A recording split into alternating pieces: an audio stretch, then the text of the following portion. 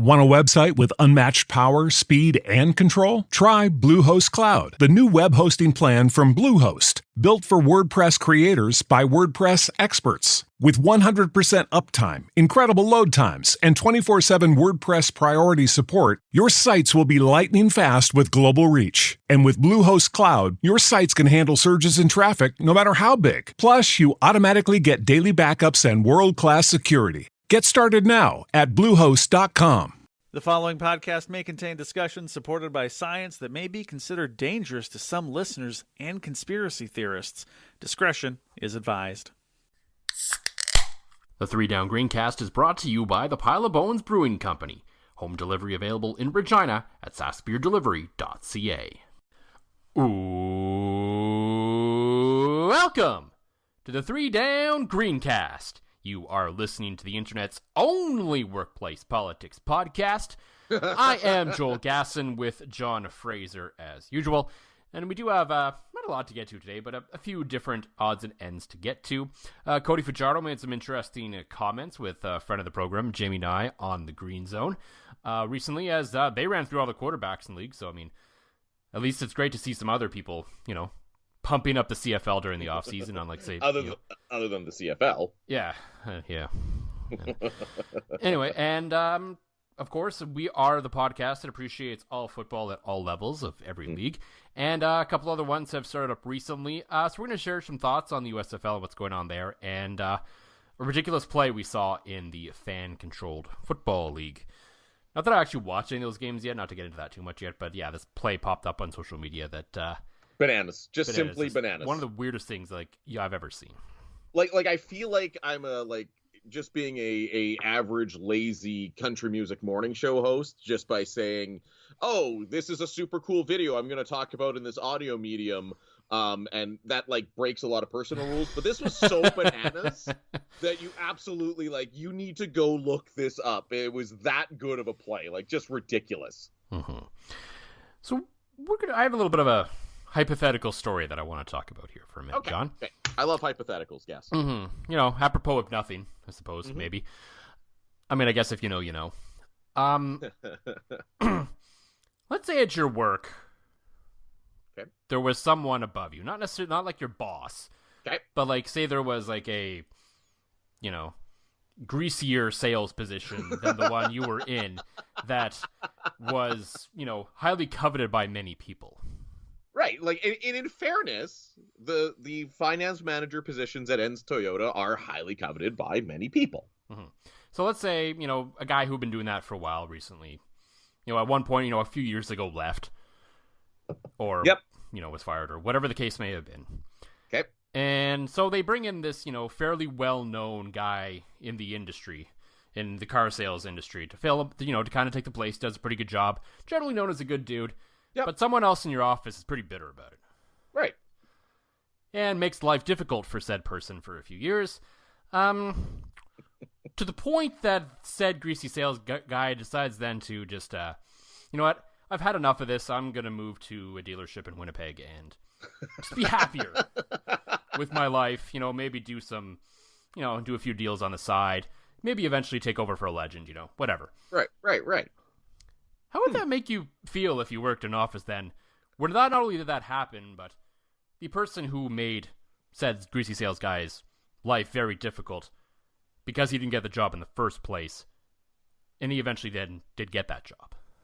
I think that would be extremely unfair. I think that would be rewarding somebody who shouldn't be rewarded for their behavior of bullying, and I will drop that B word and things like that. And I think it's a bad look for the company. I think it's a bad look for the people that make those decisions. And it's kind of a bad look all around for everybody, especially when, let's say that, that finance guy normally does, he has some social media presence, but it's all very company oriented normally for the most part. He kind of stays on brand, stays with his message, but for one time, he didn't, and it was about essentially this incident.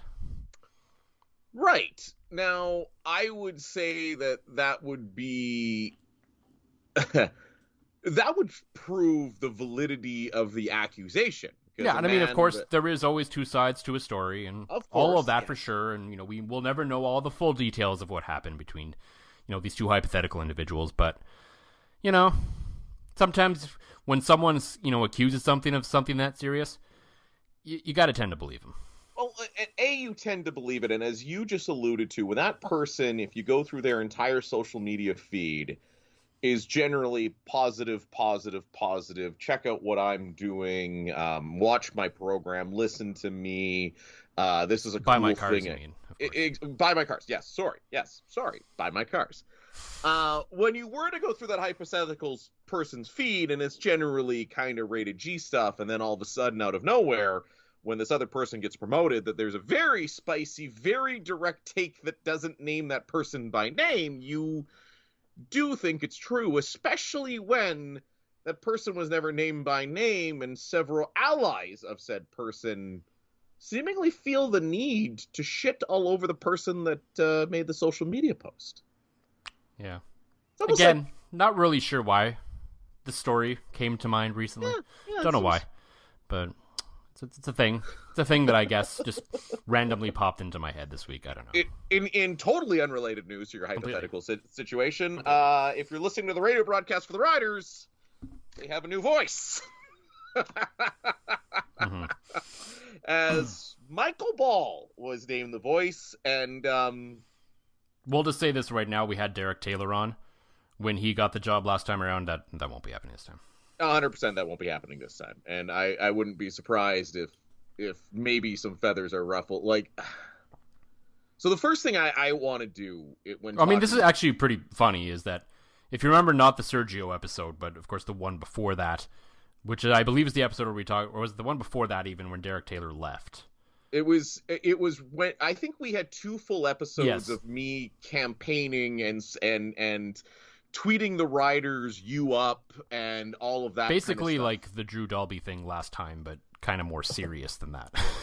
Yeah, because all jokes aside, I will admit there is a bit of bias when it comes to me talking about the Ball situation for many reasons, but the biggest one being, I think we kind of spoke something into existence, and that being, believe it or not, and like hand to God, I can tell you that through all the laughing and the joking and the you-ups to the Riders and stuff, after the application deadline closed, I had a conversation with Craig Reynolds about applying for the Rider radio job. And so naturally, when Craig Reynolds, a guy who I respect the hell out of, who I've had great chats with and had a great chat with that day, and I explained to him why I didn't actually apply, and I explained to him very honestly where my head was at, Craig assured me that things would be fine and then encouraged me to apply. So I did.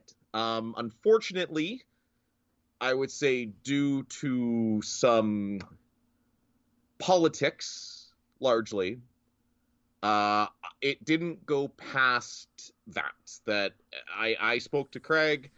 I can tell you personally that this was not a Rider decision. This was a CKRM decision, and I respect that, but I was disappointed, frustrated, and a little angry that after having such a positive conversation with Craig, that it never went past that. And Craig vouched for me, and I know several of our listeners did the same thing. And I honestly believe, you guys that listen, that reached out to Craig, that reached out to RM, that reached out to whomever, spoke this thing into existence, because I don't want to, for, out of professional courtesy, I don't want to give the deets or as to the conversation that Craig and I had. It was very positive. It was very good. But one thing he did say, he's like, your name just kept coming up. And I honestly believe that's because of our listeners. That's because of people that like the show, that like us, that, were recommending me. And first off, like, from the bottom of my heart, thank you. I can't thank you enough that, my dream has always been to do CFL play-by-play since I was probably 9 years old. And for it to be that close that I had a legitimate, honest conversation with Craig Reynolds was awesome. At the same time, it was incredibly heartbreaking that internal decisions and I don't know where these internal decisions of CKRM came from. I'm not going to name names. That it didn't go past that point. So again, to everybody that listens to this pod, thank you. Craig, if by some reason you're listening, thank you again for talking. I know I mentioned the pod, so maybe now he will listen. But yeah, no, it was right. Oh, because that was the other revealing part. We will reveal this part of your conversation with Craig was that you brought up my name and he didn't cringe. So he was actually very enthusiastic. Like when I said, like I always get okay. So a great story. I interviewed for a job in Winnipeg once, years and years ago. And I brought up my cousin's name, and my cousin had been fired by this program director, and I didn't hear back on that job. So I was a little fearful when I brought you up. I'm like, am I repeating my own history here? But no, it was at the very best I would consider it positive, and at the very worst I would consider it apathy. But yeah, you didn't hurt my chances. Things out of my control hurt my chances, and that's all I'm going to say. I personally, as I'm sure Michael Ball is not a fan of me and our science disclaimers and my take on things through the pandemic, I am not a fan of his politics. I think if he keeps politics out of it and some of his more controversial opinions, I think he can succeed, and I hope he does that. I hope he does that for the team. I hope he does that for CKRM. I hope he does that for everybody that listens to the games. That just, bring in a guy that can be there for a while, that's not going to stir the pot, that's not going to create bullshit, and I'll leave it at that. I haven't listened to him call a game. I haven't, so I can't objectively say whether I like him or not. In that sense, I've listened to him on the Wolf. I think what he does fits the Wolf, and I just hope that he can blend that, as he's been telling everybody he's going to, and let his passion for football shine through, and park the bullshit and park the takes and park comparing our prime minister, or saying that our prime minister is Fidel Castro's son. And I will leave it at that. Yeah. Of course, the guy who does have a lot of passion for football as well is Cody Fajardo. We are going to discuss his comments he made to Jamie and I about also parking the bullshit and being better for it. It's funny how these things tend to come around this week. I love how somehow out of that kind of raw, kind of political lawyer speak, you still found a transition. Kudos to you, Gasson. Well done. Yeah, I mean, I listened to a lot of Split Zone Duo with one Alex Kirshner, who is also a master of it. So I guess I take some notes on that. You've front picked up from him. You've learned some things. And we'll talk, of course, about the spring football currently going on. But as usual, before all of that, for the Pile of Bones Brewing Company this week, John, what is in the glass? Well, what is in the glass tonight is the official beer of the podcast, that being the Pile of Bones White IPA. But I wanted to take a moment. I journeyed through Alberta last weekend. Went to Calgary, visit my sister, to Canmore for a night through Drumheller, and I want to talk about... What's that? Did you meet Mike? Who's Mike? Mike from Canmore.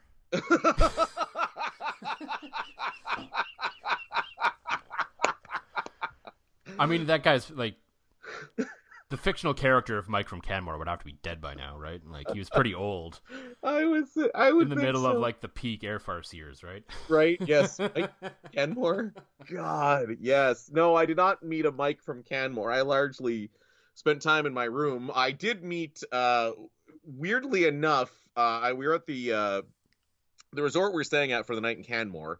Had an outdoor hot tub, outdoor pool, and I was down there with the boys, wearing a Bomber toque as always, and ran into 3 other Bomber fans that we'd all taken over the hot tub. So that was kind of cool. But as I've already talked about all the great things about the Pile of Bones White IPA, but I wanted to talk about a couple of the highlight beers. I tried a lot of different beers while I was out there. In Calgary, you can't go wrong with anything by 88 Brewing. The Wave Pool is right up there with the Pile of Bones White IPA for me. And then actually, one that you tell me you can find here in Saskatoon is Grizzly Paw Brewing. Mm-hmm. First off, the food, holy shit, was it good. Mm-hmm. The food at this brewery was fantastic. What's funny is, like, the last few days, Belton Johnson was there, too. So you guys, like, almost crossed paths there. Oh, wow. And I'm sure Belton would have thought the same thing of the food there. And Belton's a food master. Like, that man... And also a great insurance adjuster, too, I must say. He did my hail claim. But there was two that really stood out to me from Grizzly Paw. One being the Evolution IPA. I compared it. I know you absolutely love Space Cadet IPA from our sponsors, but Evolution, very similar. Yeah. You're on fire tonight, Gas. I love this. The Evolution IPA. Good, straightforward, non-fruity IPA, and then I call this the perfect day drinking beer, was the Rundlestone Session Ale. I love a good session ale because it's got all the flavors and that hot blast to it without being 7%, so definitely played that while my sister kicked my ass at Mario Golf. So those are not in the glass. In fact, they've probably been turned into pee at least a week ago. I would hope so. But you might need to see a doctor if they hadn't at this point. maybe they turned into poop. I don't know how the science of beer and poop works, but try both of those if you see them around. The Rundlestone Session, the Evolution IPA. Also, quick shout out to Big Rock had a Hip Lake Fever lager, which is just kind of a basic lager, but you can definitely get that like anywhere here. Yeah. Yeah, I saw that and. I saw that actually at Sobeys Liquor, and I'm like, do I grab that? I'm like, nah, I'm here for something hoppy and IPA-y for the podcast. So, highly recommend those. Highly recommend if you're in Canmore. Grizzly Paw, the Korean fried chicken was outstanding. So, really good. And yes, but now it is pee or poop. I don't know the science behind it. Probably. We trust science around here. We just don't understand it. I don't know what beer turns into when it comes out of my belly. And if you know, feel free to tweet me and explain to me how does beer become pee or poop? Good night, folks. For me, you did foreshadow it there a little bit. I was at the Pile of Bones Brewing Company on a Friday afternoon after I got off work, and they were literally canning a batch of Space Cadet IPA. Ooh. And Brent handed me a nice 4-pack, literally right off the line. The timestamp up on the bottom says, April 22nd, 22, 3:44 in the afternoon. So, wow. So yeah, I had one that night. Is probably like literally the freshest you could have. And if there's any beer of theirs you want to drink like super fresh, this would be the one. So that's one to always make sure you check your timestamps on the bottom of the cans. Yes, I mean you generally should for beers anyway. Right. Just because you know most stuff you want fresher. If they're like bigger, like heavier, sort of like really high percentage sort of stouts and stuff, it really doesn't matter. But sometimes you know there are certain beers that age nicely. Like we've talked about on this one, the red ale. Does, and we actually have some in the store right now that is like around that sort of 6-month mark, and I'm like, Ooh, you got to take that. I should probably buy this. yeah, that's a good idea. I just looked at the bottom of my Pile of Bones White IPA can, and it was April the 5th. So even coming up from Saskatoon, that they churn through so much white IPA that I think it would be pretty hard to not find fresh white IPA. Right, 100%. And even I grabbed it from like the back of the cooler too, because I came into the actual beer cooler because. I was sweaty and I was hot because I am fat and hairy. So, So the least fresh was April the 5th, and today is April the 24th, and it is delicious in my face. Absolutely. So you may have heard the comments this week from one, Cody Fajardo. Yes. As he was on the Green Zone in front of the show, Jamie Nye. Yeah. As they've had, great job this week with all of the CFL quarterbacks essentially on throughout the week. So that's great work by them over there. But the interesting one for me was, there's a lot of interesting stuff that came out from that, but of course we are supposed to be mostly a Rider podcast. So if you want to see what the other quarterbacks had to say, of course, check out their audio, or you can read versions of it as well. 3 Down Nation has taken most of it and wrote stories out of it. So you can find that on 3downnation.com, or of course CJME or CKOM.com as well there as well. So Cody, sounds like he sounds like he's done a little bit of self-scouting on himself throughout the course of the offseason. As he's basically said, he needs to learn to block out the noise a little bit. And I think it's fair, to say, this last season especially, because, year one was very much, a honeymoon year for everyone back in 2019 between the riders, Cody Fajardo, the fans, the media, everyone involved, because, this was the first legitimate quarterback this team really had since Darian Durant started getting hurt and then was cut. You mean Tino Sinceri wasn't a superstar, or no, Brett Smith or Seth Daggy, or I'm trying to think of some other just. Kerry Joseph came back again. Yeah, that's when you know it's bad. You convince a guy who's like 41 to come out of retirement from his coaching position, and all fairness to Kerry Joseph, he was the best quarterback they had that year. Mm-hmm. So, yeah, 2021 rolls around. The year off obviously doesn't help sort of build off the momentum of 2019 and all that. But things naturally, and I think as we talked about in the past, unsurprisingly, did not go as smoothly as expected.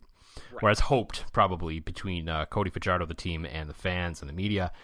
And it's safe to say it got to him at times. And I think that's one of the things we've talked about here as sort of one of the biggest things that maybe stood in his way of not necessarily being being a good quarterback in this league. I think he could have continued on just fine, but sort of taking that next step to being like the truly elite guy.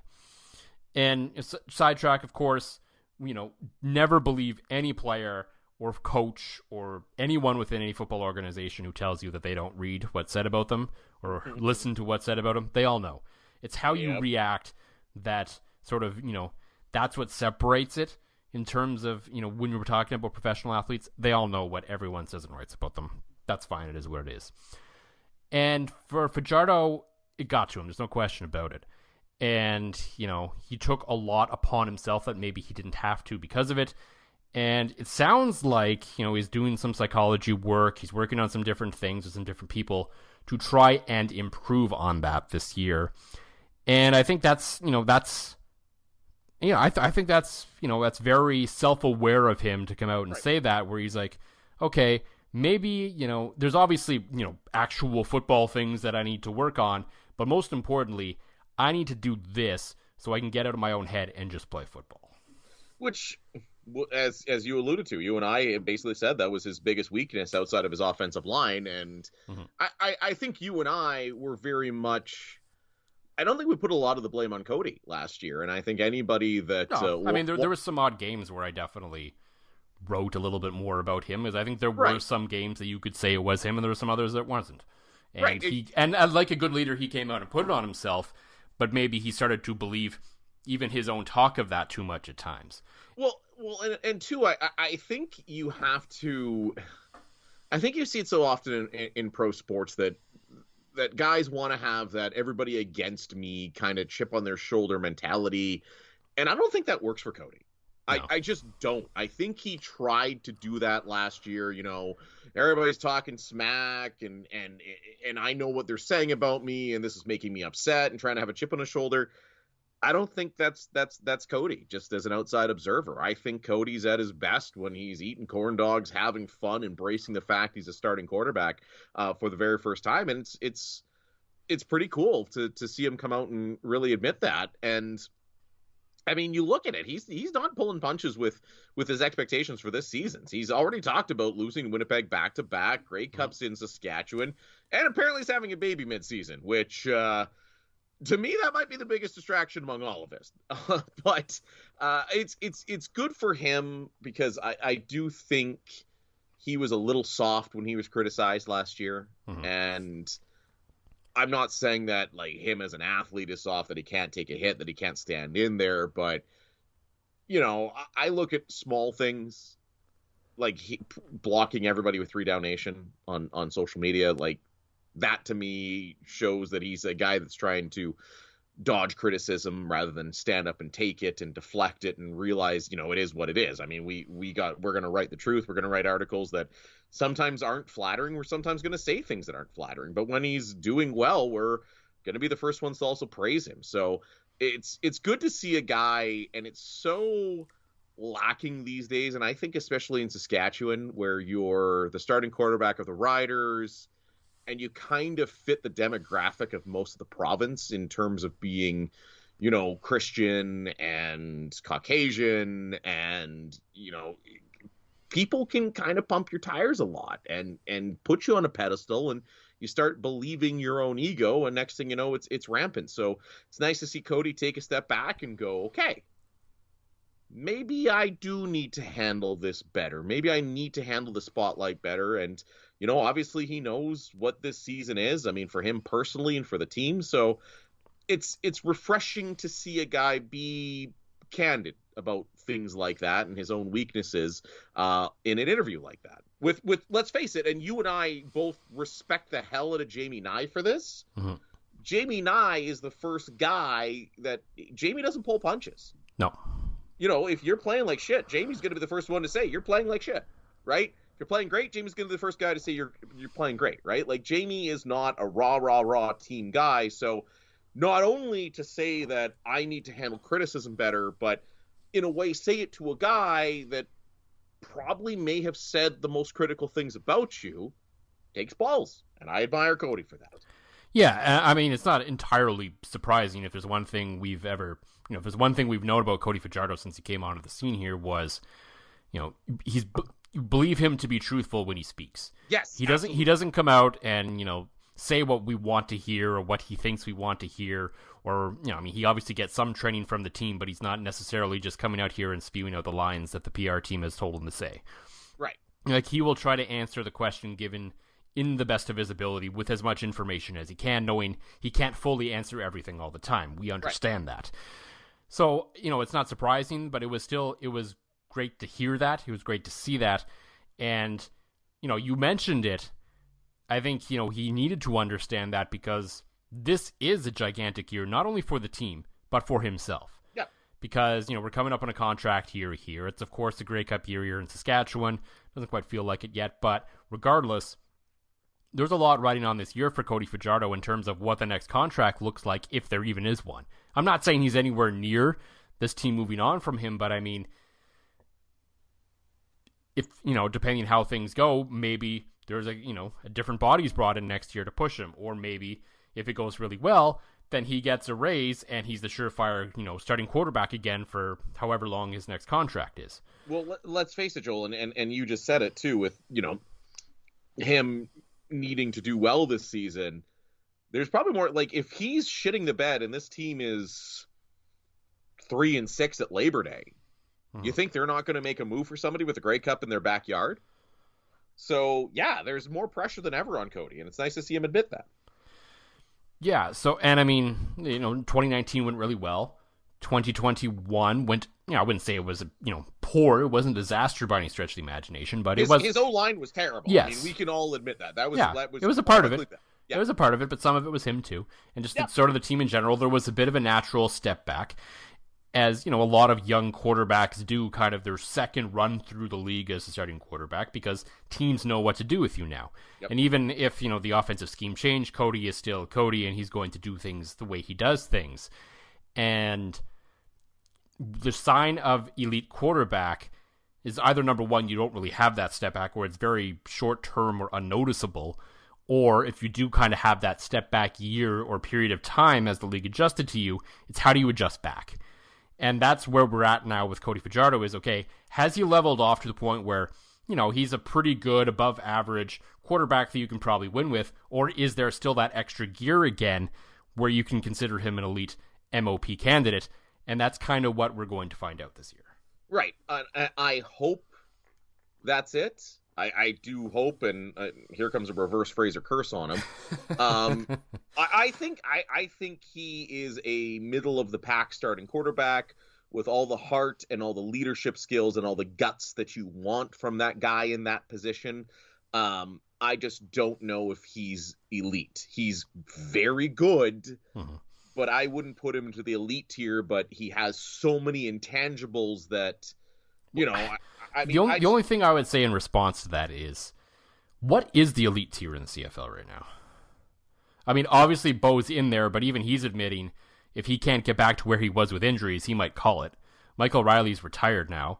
Trevor Harris might be a backup in Montreal. I mean, what is considered a lead in the CFL right now? We don't really know. So he might be there by default, even if it doesn't necessarily feel like it, based on some of the play and the numbers and everything. Just because the CFL quarterback position is very much up in the air across the league right now.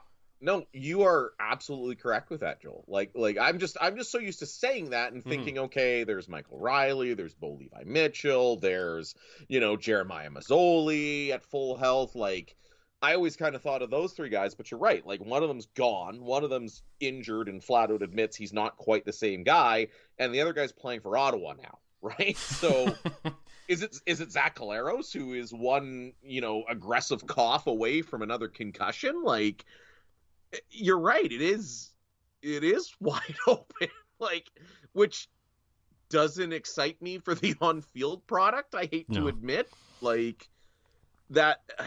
So maybe Cody can step up and be that guy. I hope he can. I hope I am reverse Fraser cursing him because, like I said, in terms of intangibles, like, Cody strikes me as the kind of guy that, and again, I'm not speaking. I've never been in a locker room with him or any of these other guys, and I don't know what any of them are like. But like, I'd rather just Cody's persona. I'd rather have him on my team than just about anybody in the CFL in terms of a locker room guy.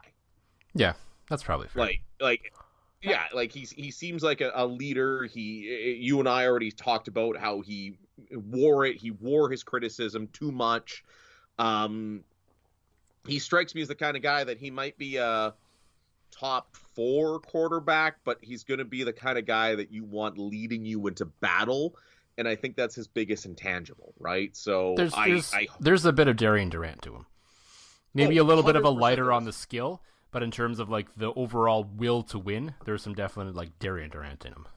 Well, that is exactly it. If you need 11 yards in a playoff game and he's got to run for it, he ain't sliding that last yard and a half. Like, he'll take a hit, wisely or not. He'll take a hit to gain that yard and get that first down like Darian used to. So I like Cody a lot. And I hope it is a reverse Fraser curse. I don't see him as elite. I see him as very, very good. I see him as a Grey Cup winning quarterback. I see him as a Grey Cup MOP potential quarterback. I just don't know if he's a league MOP, but I hope I'm wrong. Like, he's the kind of guy that you want to see success come to. A place he probably would be elite would be the USFL. Yes. Oh my goodness. He'd be the best quarterback there by a mile. So, of course, we are the podcast that loves all football. And so we watch a lot of other football that maybe, a lot of people in this country don't. Maybe a lot of people in the United States don't, quite frankly. And based on attendance. The TV numbers for this week obviously aren't out. Last week was all right. It seemed like, the USFL did okay on TV. Down a little bit from the XFL, but I think there's a little bit of spring. There's various factors for that, regardless. I will say this. I remember, in 2020 when the XFL 2.0 launched, we talked about it a fair bit because, it was a big conversation around, the CFL and the XFL at the time. Not the merger thing, but the how big of a threat is this, because there was actually, a lot of money and hype and a lot that went into that version of the XFL that, it was worth watching and worth talking about beyond just the love of football. And for everything, we can dump on the XFL for a lot of things and their lack of survival and, all that's fair game. They had an identity. It was interesting in its own way. And it was fun to watch. And we picked up on that when we watched games and we talked about it on this platform. I know you haven't seen much USFL outside of social media because of family obligations, whatnot. Right. I, as a childless person, had lots of time to watch plenty of USFL over the last couple of weeks. I didn't go out of my way and stream the games you couldn't get on USA or FS1, but I did watch the games that were on Fox and NBC. And I don't see this league as a real threat because for the reasons we talked about, what was good about the last version of the XFL is everything that this USFL is missing.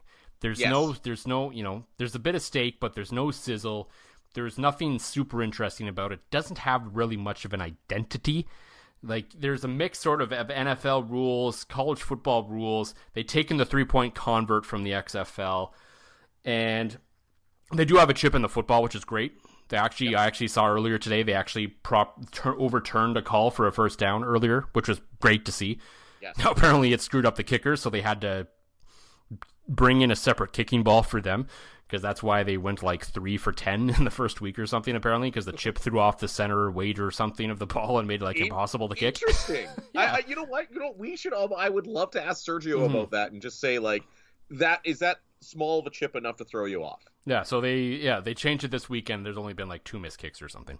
Right. But yeah, just overall, everything just kind of feels a little flat. And I mean, they've tried some things which I appreciate, and I would love to see.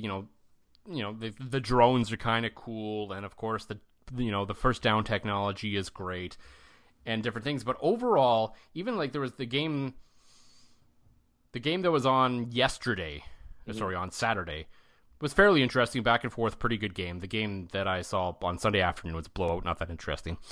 But even then, it still just kind of felt flat. Like, it felt sort of like preseason football, even though it wasn't. And I was just like, yeah, I'll probably keep watching when I have the chance, but unlike the XFL, this league just wasn't really doing anything for me. Well, and I feel like, and I think that's a good assessment, is flat, because especially now, since you've fixed my timeline and I've gone back to, chronological tweets, just seems like now, like, I follow a lot of football people, especially Mina, but it doesn't seem like a lot of football people or casual observers or guys like us are really watching a lot of this. I'm not seeing like super exciting highlights. I'm not seeing outstanding plays. It just seems to kind of be a thing that exists for no reason. And I don't see it making it past next year, where the XFL relaunches and has, and you and I were talking about this via text, where the USFL it kind of feels like a stopgap. Like, it just kind of feels like it's there. It's and a thing.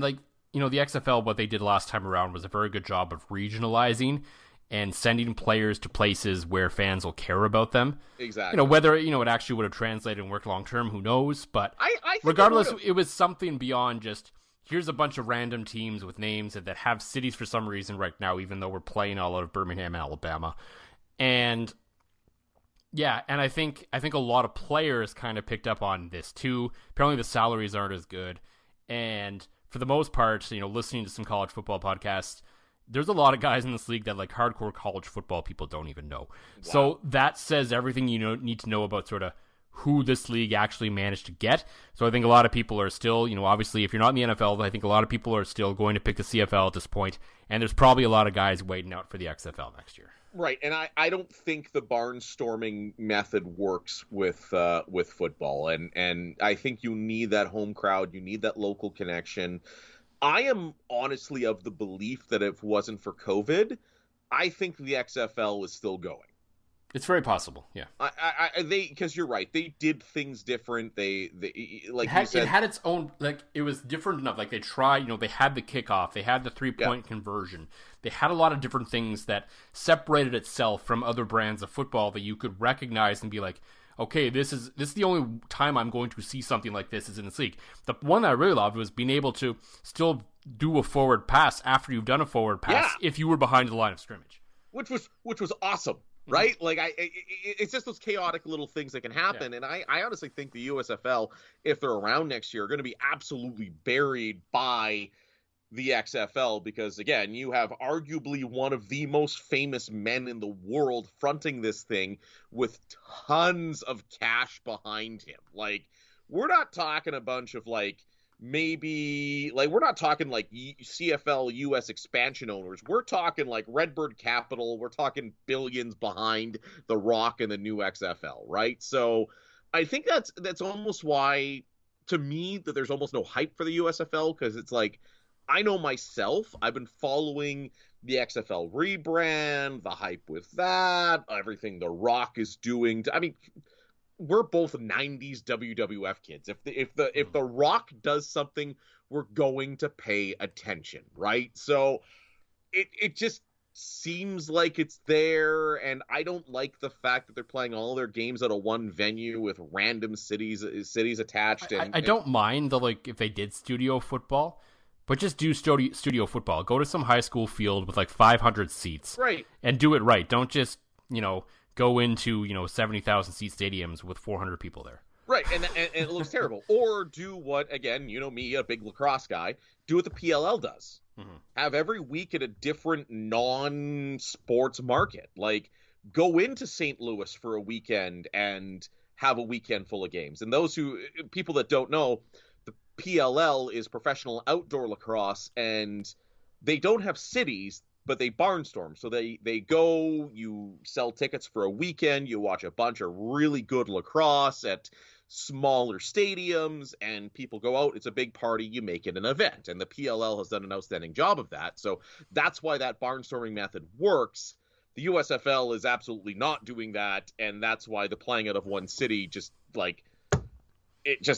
it's flat. You nailed it. I honestly, Joel, I see more hype from this fan-controlled football league that's arena football. I see more hype, more highlights, more people talking about that than anybody said a word about the USFL. I mean, call it embracing the dumb, but getting Johnny Manziel out for last year, getting Terrell Owens out for this year, right? Mm-hmm. You have to people will always watch football, but you need some sort of connection, and like you said, when the hardcore college football podcasts don't know guys that are playing in the USFL, how the hell are you supposed to embrace these guys, right? And I see this as a huge fan of the second best football league in the world that constantly recycles players. Flat